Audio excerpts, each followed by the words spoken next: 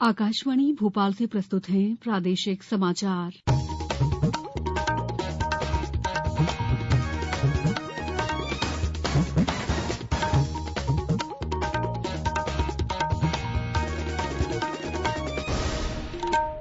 नमस्कार, समाचारों के साथ मैं दीपा सिंह।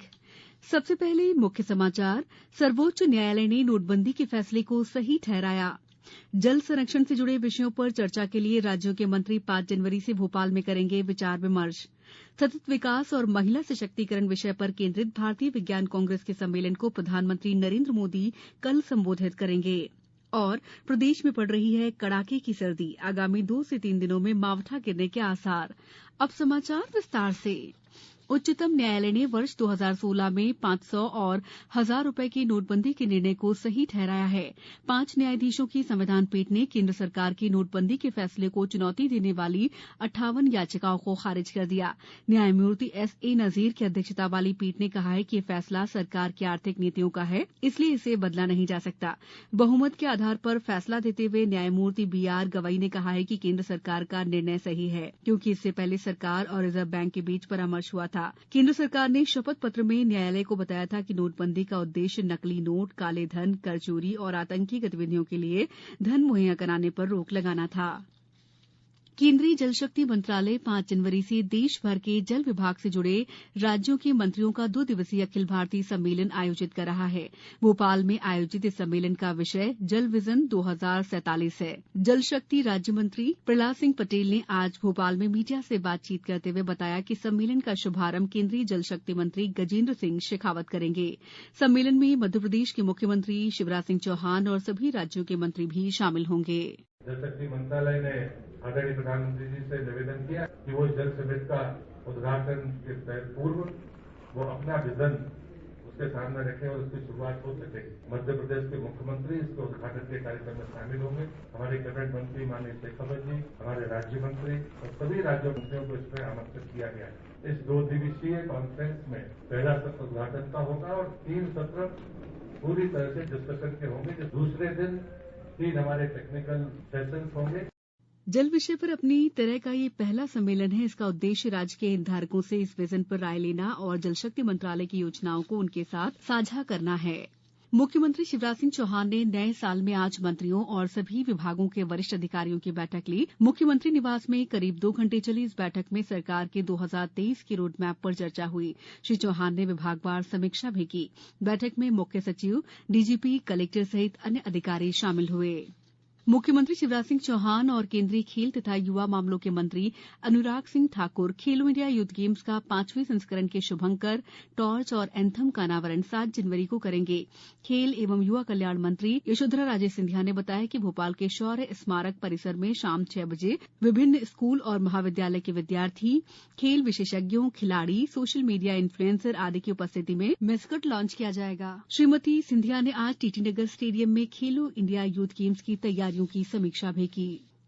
राजधानी भोपाल में आगामी 13 जनवरी को युवा समागम कार्यक्रम के साथ ही रोजगार दिवस कार्यक्रम भी आयोजित किया जाएगा। कार्यक्रम में मुख्यमंत्री शिवराज सिंह चौहान मुख्य अतिथि होंगे। वहीं सचिव एमएसएमई पी नरहरि ने बताया कि पूर्व में हुए रोजगार दिवस कार्यक्रमों की तरह ही ये कार्यक्रम संपादित किया जाएगा। इसमें विशेष रूप से युवा वर्ग के हितग्राहियों को स्वीकृति और वितरण पत्र दिए जाएंगे। साथ ही स्वरोजगार योजनाओं की उपलब्धियों को भी प्रदर्शित किया जाएगा। गौरतलब है कि उच्च शिक्षा विभाग द्वारा स्वामी विवेकानंद जयंती पर 12 और 13 जनवरी को युवा संवाद और युवा समागम कार्यक्रम किया जा रहा है। श्री नरहरि ने बताया कि युवा समागम के दूसरे दिन 13 जनवरी को रोजगार दिवस कार्यक्रम सम्मिलित रूप से किया जाएगा। समाचारों में वक्त है ब्रेक का। ये समाचार आप आकाशवाणी भोपाल से सुन रहे हैं। हमारे समाचारों को अब आप कभी भी और कहीं भी अपनी सुविधा के अनुसार सुन सकते हैं। ये समाचार बुलेटिन YouTube, ट्विटर और फेसबुक पर AIR न्यूज भोपाल पेज पर भी सुने जा सकते हैं। इसके अलावा आप हमारी वेबसाइट newsonair.nic.in पर अथवा AIR न्यूज ऐप पर भी समाचार सुन सकते हैं। ब्रेक के बाद समाचारों में आपका एक बार फिर स्वागत है। प्रधानमंत्री नरेंद्र मोदी कल सुबह 108वीं भारतीय विज्ञान कांग्रेस को वीडियो कॉन्फ्रेंसिंग के माध्यम से संबोधित करेंगे। विषय है महिला सशक्तिकरण के साथ सतत विकास के लिए विज्ञान और प्रौद्योगिकी।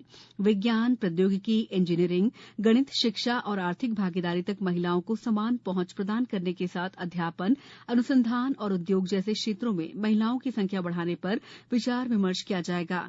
विज्ञान और प्रौद्योगिकी के क्षेत्र में महिलाओं के योगदान को दर्शाने के लिए एक विशेष कार्यक्रम का आयोजन किया जाएगा, जिसमें प्रख्यात महिला वैज्ञानिकों के व्याख्यान होंगे। राज्यपाल मंगू भाई पटेल ने कहा है कि सामाजिक उत्थान और समृद्धि के लिए हमें व्यसन मुक्त समाज का निर्माण करना होगा। आज प्रजापिता ब्रह्मकुमारी ईश्वरीय विश्वविद्यालयों द्वारा आयोजित मेरा मध्यप्रदेश व्यसन मुक्त मध्यप्रदेश अभियान का शुभारंभ करते हुए उन्होंने कहा कि व्यसन समाज और परिवार के पतन का कारण बन जाता है। राज्यपाल ने कहा है कि मेरा भारत स्वस्थ भारत राष्ट्रीय अभियान विगत कई वर्षों से संस्था द्वारा उन्नत और विकसित भारत निर्माण की दिशा में चलाया जा रहा है। प्रदेश स्तर पर संस्था द्वारा मेरा मध्यप्रदेश व्यसन मुक्त मध्यप्रदेश अभियान का शुभारंभ सराहनीय है। उन्होंने कहा कि अभियान में संपूर्ण समाज को व्यसनों से मुक्त बनाने के लिए विभिन्न स्तर पर कार्यक्रमों का आयोजन प्रशंसनीय है। श्री पटेल ने कहा कि जिला, तहसील, विकासखंड और पंचायत स्तर पर व्यसन विकारों में फंसे समाज के लोगों को व्यसन मुक्त बनाकर समाज की मुख्य धारा में जोड़ने का प्रयास किया जाना चाहिए। राज्य में नया साल कड़ाके की ठंड लेकर आया है। आज सुबह भोपाल, ग्वालियर, चंबल, बुंदेलखंड और बघेलखंड में घना कोहरा छाया रहा। वहीं ग्वालियर, चंबल इलाके कड़ाके की ठंड की चपेट में हैं। नर्मदापुरम जिले में ठंड का असर बना हुआ है। जिले में आज बर्फीली हवाओं से मौसम बदला रहा। जबलपुर में भी ठंड पड़ने लगी है। शहर में आज कोहरे के साथ एक बार फिर तापमान में गिरावट आई है। मौसम विभाग के अनुसार जबलपुर, नर्मदापुरम, बैतूल और आसपास के जिलों में 5 और 6 जनवरी को बारिश हो सकती है।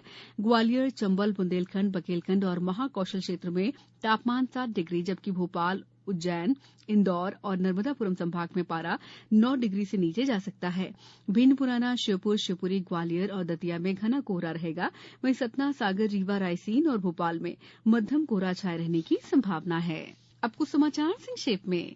मक्का के लिए अनुकूल वातावरण के कारण बैतूल जिले में मक्का का बंपर उत्पादन होने से किसानों की आर्थिक स्थिति में सुधार हो रहा है। पन्ना जिले में लोकायुक्त ने एक थाना प्रभारी और आरक्षक को 50,000 की रिश्वत लेते हुए रंगे हाथों पकड़ा है। जबलपुर से लगभग 30 किलोमीटर दूर पाटन शाहपुरा मार्ग पर 2 मोटरसाइकिलों की भिड़ंत में 2 युवकों की मौत हो गई। हादसे में 2 अन्य युवक गंभीर रूप से घायल हो गए। देवास जिले में दिव्यांगजनों को निःशुल्क कृत्रिम अंग और सहायक उपकरण प्रदान करने के लिए विशेष परीक्षण और चिन्हांकन शिविरों का आयोजन किया जा रहा है। खंडवा में 6 गांवों को जोड़ने वाली सड़क निर्माण के लिए केंद्रीय सड़क और राजमार्ग मंत्री नितिन गडकरी ने 40 करोड़ रुपए स्वीकृति प्रदान की है। उच्च शिक्षा मंत्री डॉ मोहन यादव ने आज सागर में कहा है कि युवा नीति में विद्यार्थियों के साथ श्रमिक, किसान, व्यवसायी सभी शामिल होंगे। उच्च शिक्षा में रामायण, महाभारत के साथ आध्यात्म की शिक्षा भी दी जाएगी। अंत में मुख्य समाचार एक बार फिर। सर्वोच्च न्यायालय ने नोटबंदी के फैसले को सही ठहराया। जल संरक्षण से जुड़े विषयों पर चर्चा के लिए राज्यों के मंत्री 5 जनवरी से भोपाल में करेंगे विचार विमर्श। सतत विकास और महिला सशक्तिकरण विषय पर केंद्रित भारतीय विज्ञान कांग्रेस के सम्मेलन को प्रधानमंत्री नरेंद्र मोदी कल संबोधित करेंगे। और प्रदेश में पड़ रही है कड़ाके की सर्दी। आगामी 2 से 3 दिनों में मावठा गिरने के आसार। इस बुलेटिन में इतना ही। दीजिए इजाजत। नमस्कार।